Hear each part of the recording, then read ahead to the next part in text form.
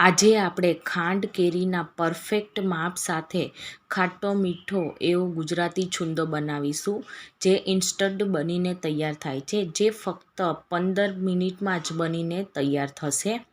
અને આ છુંદો છે એ તમે ગુજરાતી થેપલા, ભાખરી અથવા તો રોટલી સાથે પણ સર્વ કરી શકો છો. તો ચાલો ફટાફટ આવો ટેસ્ટી એવો છુંદો છે એ બનાવવાની શરૂઆત કરીએ. છુંદો બનાવવા માટે હંમેશા રાજાપુરી કેરીનો ઉપયોગ થતો હોય છે. તો અહીંયા મેં 500 ગ્રામ જેટલી રાજાપુરી કેરીને ધોઈને તેની છાલ ઉતારીને આ રીતના મોટું મોટું છીણ કરીને લીધેલું છે.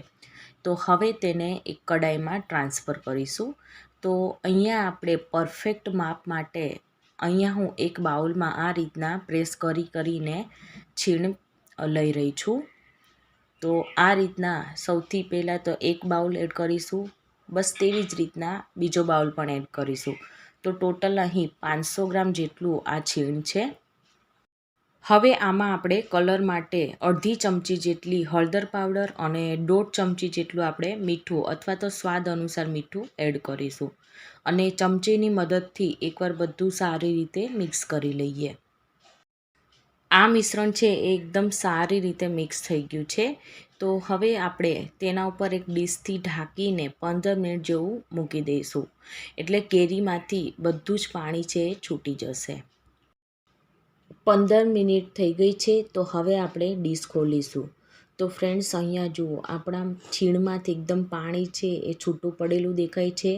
તો આ રીતના ચમચીથી પ્રેસ કરતાં તેમાંથી પાણી છૂટું પડેલું જણાઈ રહ્યું છે. તો ટોટલ અહીંયા આપણે 2 વાટકી જેટલું છીણ લીધેલું હતું.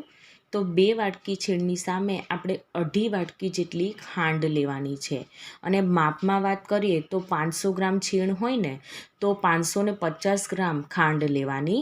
તો આ રીતે આપણે ખાંડ એડ કરીશું અને ચમચીથી જ તેને 10 મિનિટ જેટલું એને મિક્સ કરીશું. એટલે બધી જ ખાંડ છે એ ઓગળી જશે.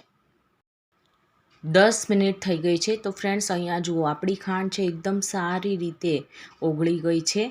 તો હવે આપણે આગળની પ્રોસેસ કરીશું. હવે આપણે છુંદામાં 1 તારની ચાસણી લેવાની છે. તો આ ચાસણીને બનતા 10થી 12 મિનિટ જેટલો સમય લાગશે. તો આ રીતના બધી સાઈડથી મિક્સ કરતા જવાનું અને ચમચી છે એ ફેરવતા જવાનું. તો અહીંયા આપણે આ ટોટલ પ્રોસેસ છે એ ધીમા ગેસ ઉપર જ કરવાની છે. કેમ કે જો ફૂલ ગેસ ઉપર કરશું ને તો તેમાં ક્રિસ્ટલ પડી જશે અને તે ચાસણી છે એ એકદમ જાડી થઈ જશે.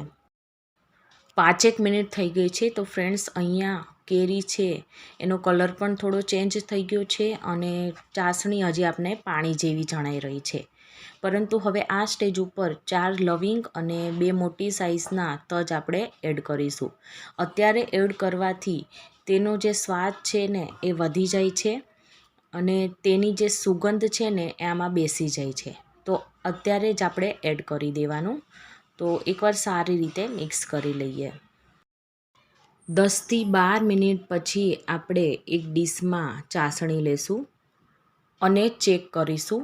તો અહીંયા આપણે 2 ફિંગર વચ્ચે રાખીને આ રીતે કરતાં જણાશે કે એકદમ આસાનીથી એક તાર બને છે.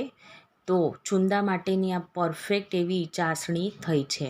તો હવે આપણે ગેસની ફ્લેમ બંધ કરીશું અને રૂમ ટેમ્પરેચર પર આવે ત્યાં સુધી આપણે તેને ઠંડુ કરવાનું છે. અને આગળની પ્રોસેસ છે એ આપણે પછી કરીશું. છુંદો છે એ એકદમ સરસ ઠરી ગયો છે અને ફ્રેન્ડ્સ, અહીંયા જુઓ, ઘટ્ટ પણ એકદમ સરસ થઈ ગયો છે. તો હવે આપણે આમાં 1.5 મોટી ચમચી જેટલું કાશ્મીરી લાલ મરચું એડ કરીએ અને એકવાર સારી રીતે મિક્સ કરી લઈએ. અને આ છુંદાને 12 માસ સાચવવા માટે એરટાઇટ કન્ટેનરમાં આપણે ભરી દેવાનો અને ફ્રીજમાં મૂકી દેવાનો. અને જ્યારે ખાવાનો હોય ત્યારે અઠવાડિયાનો ભેગો કાઢી લેવાનો અને બીજો બધો છે એ તરત જ આપણે ફ્રીજમાં મૂકી દેવાનો.